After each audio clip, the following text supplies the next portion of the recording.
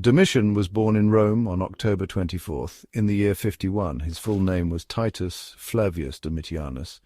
He was part of the Flavian family. His dad, Vespasian, would later become emperor. This was a time of big changes in the Roman Empire. Domitian's childhood was comfy, but it wasn't super fancy like you might think for a future emperor. His family, even though they were important senators, weren't super rich. This would be different later when Domitian became emperor and liked fancy things. Even though his family were senators, Domitian's early life was uncertain. Nero, the last emperor of the Julio-Claudian family, was losing power. This instability probably made Domitian's early years a bit scary. Domitian grew up in the shadow of his older brother, Titus. Titus was everything Domitian wasn't: charming, popular, and loved by their dad. This really affected Domitian. People said he was quiet, suspicious, and jealous of his brother's popularity. While Titus was out being a soldier and hero, Domitian stayed home. He got a good education and he was great at literature and philosophy. But he didn't have any experience as a soldier, which was very important in Roman times. This difference in how they grew up showed when they became emperors. Titus, the well-loved emperor, ruled for only 2 years, but they were good years. Domitian, however, became known for being bossy and paranoid. When Vespasian died in the year 79, his eldest son Titus ascended to the throne and became emperor. Titus was well regarded and had already proven himself as a capable leader, especially during the siege of Jerusalem. During Titus's rule, nobody thought Domitian, his younger brother, would play any significant role in the empire. Domitian was often overshadowed by his father and brother, both of whom were celebrated for their military and administrative skills. Domitian was given minor roles and responsibilities, but he wasn't entrusted with any real power or influence. He was often seen as the less capable sibling, which only fueled his jealousy and ambition. This lack of recognition made Domitian even more determined to prove himself. He harbored deep ambitions and a desire to surpass his brother and father, but something unexpected happened that would change the course of his life. In the year 81, after only 2 years as emperor, Titus died suddenly under mysterious circumstances. His death shocked the empire and left a power vacuum. Some people speculated that Domitian might have been involved in his brother's untimely death, possibly through poisoning, although there was no concrete evidence to support these claims. Whether it was planned or not, Domitian found himself as the only surviving son of Vespasian. This unexpected turn of events placed him in a position of immense power. The Praetorian Guard, the elite soldiers tasked with protecting the emperor, quickly moved to secure Domitian's position. They declared him the new emperor, ensuring a smooth transition of power. Titus's sudden death gave Domitian the opportunity he had always longed for. He now had the chance to wield the power and authority he believed he deserved. Domitian was determined to be as great an emperor as his father and brother. He wanted to leave a lasting legacy and prove his worth to the Roman people. He decided to rule with an iron fist, believing that a strong and authoritative approach was necessary to maintain order and stability in the empire. For better or worse, Domitian's reign would be marked by his uncompromising leadership style. Domitian became more and more controlling as emperor. He thought everyone was his enemy, even if they weren't. He didn't trust the Senate. He thought they were plotting against him, so he got rid of anyone who disagreed with him and took more power for himself. Domitian wanted everyone to think he was amazing. He called himself Lord and God and wanted everyone to obey him completely. The important Romans didn't like this. Domitian's paranoia and meanness made a lot of people dislike him, but he was also good at running the empire. He made the Roman laws better, made the money more stable, and built lots of new things in Rome. Domitian was a good military leader. He was known for his strategic mind and his ability to inspire his troops. His leadership was crucial in many of Rome's military campaigns. He knew it was important to protect the empire's borders. Domitian understood that a strong defense was essential for the stability and security of the empire. He invested heavily in fortifications and border patrols to keep invaders at bay. He started wars to make the empire bigger and stop rebellions. Domitian believed that expanding the empire's territory would not only bring wealth and resources but also deter potential threats. His aggressive military campaigns were aimed at both conquest and maintaining internal order. His most famous military wins were in Britain and Dacia.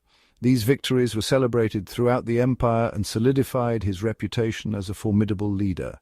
In Britain, Domitian's general Agricola pushed the Roman army north into Caledonia, which is now Scotland. Agricola's campaigns were marked by a series of decisive battles and strategic fortifications. Agricola didn't conquer all of Caledonia, but he did make sure most of Britain was under Roman control. His efforts laid the groundwork for future Roman influence in the region. In Dacia, Domitian fought against King Decebalus. The Dacian campaigns were some of the most challenging of Domitian's reign. The Dacians were very strong warriors and a big threat to the Romans in the Balkans. Their knowledge of the rugged terrain and their fierce resistance made them formidable opponents. Domitian's wars against Decebalus were expensive and didn't have a clear winner. The prolonged conflict drained the empire's resources and tested the limits of Roman military endurance. In the end, he had to make peace with Decebalus and make him a client king. This compromise allowed Rome to maintain a degree of control over Dacia while avoiding further costly conflicts. Domitian's military campaigns, though not always successful, demonstrated his commitment to expanding and securing the Roman Empire. Domitian loved to build. He wanted to make Rome beautiful again after the big fire in the year 64. He started a huge building project that changed the city. Some of his most famous projects were finishing the Colosseum, building the Arch of Titus to remember his brother's victory, and building his own fancy palace. These buildings weren't just useful, they also showed everyone how rich and powerful Domitian was. Not everyone liked Domitian's building projects. Some people thought he was wasting money, but they definitely made Rome look amazing and are still important today. As Domitian got older, he became even more paranoid. He thought everyone was against him, even his friends. He started to arrest, exile, and execute anyone he thought wasn't loyal. The Senate was especially targeted. He thought they were trying to take his power, so he tried to take away theirs. He used an old law about treason to get rid of his enemies. This made everyone in Rome scared and suspicious of each other. Domitian's reign of terror made people hate him, and this eventually led to his downfall. His own advisors, scared for their lives, started to plot against him. Domitian's end came quickly. On September 18th in the year 96, he was killed in the palace. The killers were his own advisors, including his head guard and even some of his family. They attacked him when he was alone in his room. They stabbed him many times and he died quickly. When the Senate heard the news, they immediately said he was a bad guy. They destroyed his statues. Domitian's death was the end of the Flavian family's rule. It started a new chapter in Roman history. The Senate, wanting to forget about Domitian, chose Nerva, an old and respected senator, to be the new emperor. It's hard to say if Domitian was good or bad. His reign was marked by a series of contradictions that make it difficult to categorize him simply as a villain or a hero. He was a ruler of opposites, a mean tyrant and a good leader, a paranoid, scary guy, and a great builder.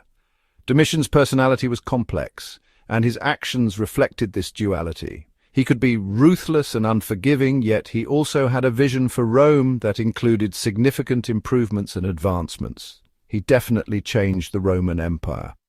Under his rule, the empire saw both prosperity and fear. His policies and projects left a lasting impact on the infrastructure and administration of Rome. On the one hand, Domitian was mean and paranoid, and people didn't like that. He scared everyone. His reign was characterized by a climate of fear and suspicion, with many of his political opponents and perceived enemies meeting grim fates. The emperors after him tried to be very different from him. They sought to distance themselves from his tyrannical methods and restore a sense of stability and trust within the empire. On the other hand, Domitian was good at running the government. He was an efficient administrator who implemented reforms that strengthened the empire's governance. He made the empire richer, improved the laws, and protected its borders. Domitian's economic policies and military strategies contributed to the empire's wealth and security. His buildings made Rome look amazing. Domitian invested heavily in public works and monumental architecture, leaving behind structures that would stand the test of time. In the end, Domitian was both good and bad. His legacy is a mix of achievements and atrocities, making him one of the most controversial figures in Roman history. He was a complicated person who did good and bad things for Rome. His reign serves as a reminder of the complexities of power and the dual nature of leadership. His rule shows us that even the most powerful people can be changed by too much power. Domitian's story is a cautionary tale about the corrupting influence of absolute authority and the fine line between effective leadership and tyranny.